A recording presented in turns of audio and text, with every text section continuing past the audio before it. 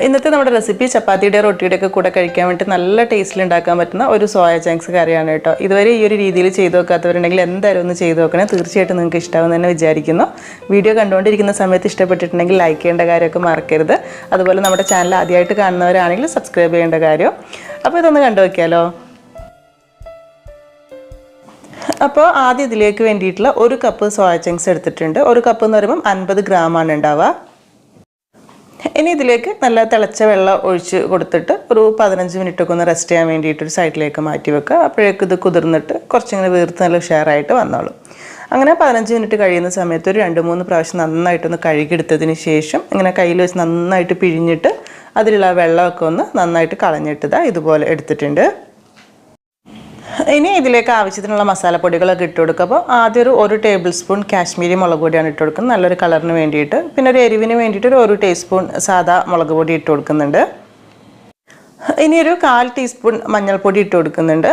അതിൻ്റെ കൂടെ തന്നെ 1/2 ടേബിൾ സ്പൂൺ 65 മസാല. നമ്മൾ ചിക്കൻ 65 സോയ 65നൊക്കെ വേണ്ടിയിട്ട് മുൻപ് റെസിപ്പി ഡീറ്റെയിൽ ആയിട്ട് ചെയ്തിട്ടുണ്ട് കേട്ടോ. ഞാനിവിടെ മെഷർമെൻറ്റ് സൈഡിൽ കൊടുത്തിട്ടുണ്ട്, ലിങ്ക് ഡിസ്ക്രിപ്ഷൻ ബോക്സിലും കൊടുത്തിട്ടുണ്ട്. സംശയം ഉണ്ടെങ്കിൽ ഒന്ന് ചെക്ക് ചെയ്താൽ മതി. ഇതില്ലെങ്കിലും കുഴപ്പമില്ല, പക്ഷേ ഉണ്ടെങ്കിൽ കുറച്ചുകൂടെ നല്ലൊരു ടേസ്റ്റ് ആയിരിക്കും. പിന്നെ പാകത്തിനുള്ള ഉപ്പ് ഇട്ട് കൊടുക്കുക. ഒരു 1/2 ടീസ്പൂണിലും കുറച്ച് താഴെ മതിയാവും. അതിൻ്റെ കൂടെ തന്നെ ഒരു 1 ടീസ്പൂൺ ലെമൺ ജ്യൂസ് ഒഴിച്ചു കൊടുക്കുന്നുണ്ട്. ഒരു ചെറുനാരങ്ങയുടെ ഒരു പകുതി മതിയാകും. പിന്നെ ഇതിലേക്കൊരു 1 ടീസ്പൂൺ ഇഞ്ചി വെളുത്തുള്ളി പേസ്റ്റ് രണ്ടും കൂടെ അത്ര മതി. ഇനി ഒരു 1/2 ടേബിൾ സ്പൂൺ മൈദ ഇട്ട് കൊടുക്കുന്നുണ്ട്. അതിൻ്റെ കൂടെ തന്നെ 1/2 ടേബിൾ സ്പൂൺ അരിപ്പൊടി. നമ്മൾ അപ്പം പത്തിരിക്കൊക്കെ എടുക്കുന്ന വറുത്ത അരിപ്പൊടി കുറച്ചൊരു ക്രിസ്പി ആയിട്ട് നല്ല ഉഷാറായിട്ട് കിട്ടാൻ വേണ്ടിയിട്ടാണ്. അതിൻ്റെ കൂടെ ഒരു 1 ടീസ്പൂൺ കോൺഫ്ലവറും ഇട്ട് കൊടുക്കുക.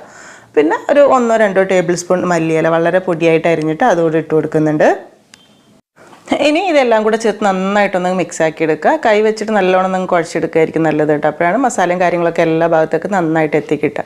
അപ്പോൾ വെള്ളമയം കുറവാണെങ്കിൽ 1 ടേബിൾ സ്പൂൺ വെള്ളം ഒഴിച്ചു കൊടുക്കുക. ഒരു മൈദയൊക്കെ നന്നായിട്ടൊന്ന് കവർ ചെയ്തിരിക്കാൻ വേണ്ടി മാത്രം ഇതുപോലെ നല്ലോണം മിക്സ് ആക്കി എടുത്തതിന് ശേഷം സമയം ഉണ്ടെങ്കിൽ 5-10 മിനിറ്റൊക്കെ വെക്കുക, അല്ലെങ്കിൽ ഡയറക്റ്റ് ഫ്രൈ ചെയ്തെടുക്കുക. അപ്പോൾ ഞാൻ ഡീപ്പായിട്ട് ഫ്രൈ ചെയ്തെടുക്കുകയാണ് ചെയ്യുന്നത്. കുറച്ച് ഓയിൽ ഒഴിച്ചെടുത്തിട്ട് അതിലേക്ക് ഇട്ട് കൊടുത്തിട്ട് 2 ഭാഗവും തിരിച്ചും മറിച്ചൊക്കെ ഇട്ട് അത്യാവശ്യം നല്ലൊരു ക്രിസ്പി ആയിട്ടാണ് ഫ്രൈ ചെയ്തെടുക്കുന്നത് കേട്ടോ. നമ്മൾ അരിപ്പൊടി അതുപോലെ തന്നെ മൈദ കാര്യങ്ങളൊക്കെ ചേർത്തുകൊണ്ട് എണ്ണയിലേക്ക് മസാലകൾ പോകുന്ന പ്രശ്നമൊന്നുമില്ല. നല്ല ഉഷാറായിട്ട് നല്ല അടിപൊളിയായിട്ട് തന്നെ ഫ്രൈ ആക്കി എടുക്കാനായിട്ട് പറ്റിയിട്ടുണ്ട്.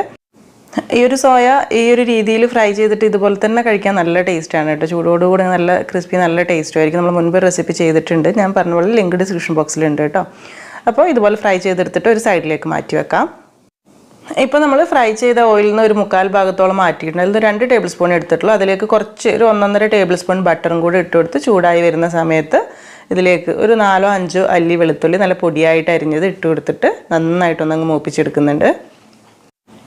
വെളുത്തുള്ളി അത്യാവശ്യം ചൂടായി വരുന്ന സമയത്ത് ഇതിലേക്ക് 2 പച്ചമുളക് ചെറുതായി മുറിച്ചിട്ട് കൊടുക്കുക. അതിൻ്റെ കൂടെ തന്നെ ഒരു 1 ടീസ്പൂൺ ഇഞ്ചി വളരെ കുറച്ച് മതി. എല്ലാം കൂടെ ഒന്നുകൂടെ അങ്ങ് മൂപ്പിച്ചെടുക്കുന്നുണ്ട്. അതിൻ്റെ കൂടെ തന്നെ ഒരു 1/2 ടേബിൾ സ്പൂൺ ഉണക്കമുളക് ചതച്ചതോടെ ഇട്ട് കൊടുക്കുന്നുണ്ട്. എന്നിട്ട് ഇതിലേക്ക് മീഡിയം സൈസിൽ വരുന്ന ഒരു സവാള ഇതുപോലെ ഒന്ന് കൊത്തിയരിഞ്ഞിട്ട് കൊടുക്കുക. അത്യാവശ്യം അങ്ങ് വഴറ്റിയെടുക്കുന്നുണ്ട്. ഒരുപാട് വഴറ്റി ഉടയ്ക്കേണ്ട ആവശ്യമില്ല, നമുക്ക് കുറച്ച് കാര്യങ്ങളും കൂടി ഇതിലേക്ക് ചേർക്കാനുണ്ട്.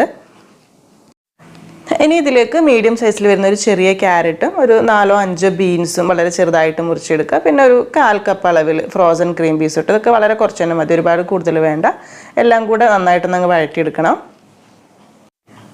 ഈ സമയത്ത് ഇതിലേക്ക് ആവശ്യത്തിനുള്ള ഉപ്പും കൂടി ഇട്ട് കൊടുത്തിട്ട് വേണം വഴറ്റിയെടുക്കാനായിട്ട്. പിന്നെ വെജിറ്റബിൾസൊക്കെ ഇത് ഇങ്ങനെ തന്നെയാണ് വേവിച്ചെടുക്കുന്നത്. നമ്മൾ ഒരുപാട് നേരം അടച്ചു വെച്ചിട്ട് അങ്ങനെ ചെയ്യുന്നില്ല, ജസ്റ്റ് കുറച്ച് സമയം ഇളക്കിയെടുത്താൽ തന്നെ ക്യാരറ്റും കാര്യങ്ങളൊക്കെ അല്ലേ പെട്ടെന്ന് തന്നെ അങ്ങ് വെന്ത് കിട്ടിക്കോളും.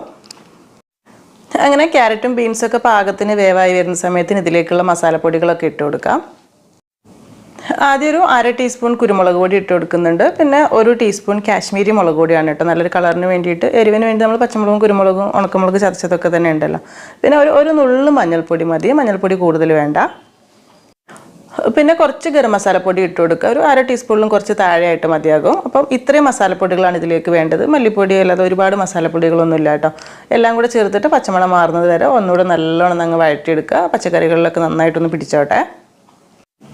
ഇനി ഇതിലേക്ക് മീഡിയം വലിപ്പത്തിൽ വരുന്ന 2 തക്കാളി മിക്സിയിൽ ഇട്ടിട്ട് നന്നായിട്ട് അരച്ച് പേസ്റ്റ് ആക്കി എടുത്തിട്ടുള്ളതാണ് കേട്ടോ. അപ്പോൾ അത് മുഴുവനായിട്ട് ഇട്ട് കൊടുത്തിട്ട് നല്ലോണം അങ്ങ് വഴറ്റിയെടുക്കുകയാണ് ചെയ്യുന്നത്. ആ ഒരു തക്കാളിയുടെ ഒരു പച്ചമണമൊക്കെ മാറി ഒരു വെള്ളമായൊക്കെ ഒന്ന് വറ്റി ഒന്നങ്ങ് എണ്ണ തെളിഞ്ഞ് വരുന്ന പോലെ അത്യാവശ്യം ഈ ഒരു രീതിയിൽ ഒന്ന് കുറുകി വന്നോട്ടെ കേട്ടോ. തക്കാളി കുറച്ച് സമയം ഇതുപോലെ ഇങ്ങനെ ഇളക്കിയെടുത്തിട്ട് നല്ലൊരു വെന്തിട്ടുള്ള ടേസ്റ്റ് തന്നെ കിട്ടണം. ഇനി ഇതിലേക്ക് നമുക്ക് കുറച്ച് വെള്ളം ഒഴിച്ചു കൊടുക്കാം. ഏകദേശം ഒരു 1.5 കപ്പ് വെള്ളമൊക്കെയാണ് ഒഴിച്ചു കൊടുക്കുന്നത്. ഗ്രേവിക്ക് ആവശ്യത്തിനുള്ളത്. ഒരുപാട് ലൂസായിട്ടുള്ള ഗ്രേവിയല്ല, കുറച്ചൊരു തിക്കായിട്ടാണ് നമ്മൾ ചെയ്യുന്നത്. എല്ലാം കൂടെ നല്ലോണം മിക്സ് ആക്കിയിട്ട് ചെറുതായിട്ടൊന്ന് തിളച്ച് വരാനായിട്ട് തുടങ്ങണം. വേണമെങ്കിൽ ഒരു ഇത്തിരി കൂടെ വെള്ളം ഒഴിച്ചു കൊടുക്കാം കേട്ടോ. എന്താണെന്ന് വെച്ചാൽ നമ്മൾ ഇതിലേക്ക് കുറച്ച് ക്രീം കാര്യങ്ങളൊക്കെ ചേർക്കുന്നത്, അപ്പോൾ ചിലപ്പോൾ തിക്കായി പോകും. ഒരു 1/2 കപ്പ് ഫ്രഷ് ക്രീമാണ് കേട്ടോ ചേർത്ത് കൊടുക്കുന്നത്. നമ്മൾ കറിക്കൊരു സ്പെഷ്യൽ ടേസ്റ്റ് തന്നെ കിട്ടുന്നത് ചേർത്ത് ചെയ്യുന്ന സമയത്ത്. ഇനി ഫ്രഷ് ക്രീം തീരെ കിട്ടുന്നില്ല എന്നുണ്ടെങ്കിൽ കുറച്ച് കാഷ്യൂ വെള്ളത്തിൽ കുതിർത്ത് അരച്ച് അതിൻ്റെ പേസ്റ്റ് ഒഴിക്കാം. അല്ലെങ്കിൽ ചീസ് ചേർക്കാൻ താല്പര്യം ഉണ്ടെങ്കിൽ കുറച്ച് ചീസ് ചേർത്ത് ഇളക്കിയെടുത്താലും നല്ലൊരു ടേസ്റ്റ് തന്നെയാണ്. എല്ലാം കൂടെ നല്ലോണം മിക്സ് ആക്കി ഇട്ട് കൊടുത്തിട്ട് അത്യാവശ്യം നന്നായിട്ട് അങ്ങ് തിളച്ച് വന്നോട്ടെ. ഈ സമയത്ത് ടേസ്റ്റ് നോക്കി പാകത്തിനുള്ള ഉപ്പ് ഇട്ട് കൊടുക്കുന്നുണ്ട്. പിന്നെ അതുപോലെ തന്നെ കുറച്ചുകൂടെ നല്ലൊരു ടേസ്റ്റിന് വേണ്ടി കുറച്ചൊരു കസൂരി മേത്തി ഒരു ടേബിൾ സ്പൂൺ എടുത്തിട്ട് ഒന്ന് ചെറുതായിട്ടൊന്ന് ചട്ടിയിലിട്ട് ചൂടാക്കി എടുത്തിട്ടുണ്ട് കേട്ടോ. എന്നിട്ട് അത് കയ്യിലിട്ട് നല്ലോണം പൊടിച്ചെടുത്തിട്ട് ഇതിലേക്ക് ഇട്ട് കൊടുത്താൽ നല്ലൊരു ടേസ്റ്റ് ആയിരിക്കും നമ്മുടെ കറിക്ക് കിട്ടുക. ഇതുകൂടെ ചേർത്ത് മിക്സ് ആയി കഴിഞ്ഞാൽ ഇനി കുറേ സമയം തിളയ്ക്കൊന്നും വേണ്ട കേട്ടോ. ആ ഒരു ക്രീമും വെള്ളം ചെറുതായിട്ട് ഇതുപോലെ ഒന്നങ്ങ് തിളച്ച് മിക്സ് ആയി കിട്ടിയാൽ മാത്രം മതി.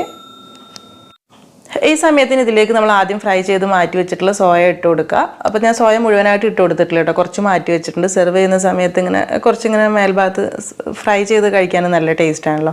സോയ ചേർത്ത് മിക്സ് ആക്കി കഴിഞ്ഞാൽ പിന്നെ കുറേ തിളയ്ക്കൊന്നും വേണ്ട കേട്ടോ. ഒന്ന് നല്ലോണം ഒന്ന് മിക്സ് ആക്കി കഴിഞ്ഞാൽ നമുക്ക് ഗ്യാസ് ഓഫ് ചെയ്യാം. ഈ സമയത്ത് ഒരു 2 നുള്ളു പഞ്ചസാരയും കൂടി ഇട്ട് കൊടുത്ത് മിക്സ് ആക്കുന്നുണ്ട്. ആ ഗ്രേവിയിലേക്ക് ആദ്യം ഇട്ട് മിക്സ് ആക്കിയാലും മതി. ഒരു ടേസ്റ്റ് ബാലൻസിന് വേണ്ടി മാത്രം, കൂടുതലൊന്നും വേണ്ട.